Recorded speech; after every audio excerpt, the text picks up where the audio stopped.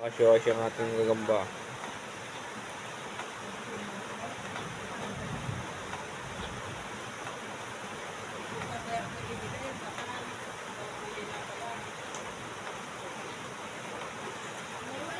So, ihahanap natin yun ng kalaban.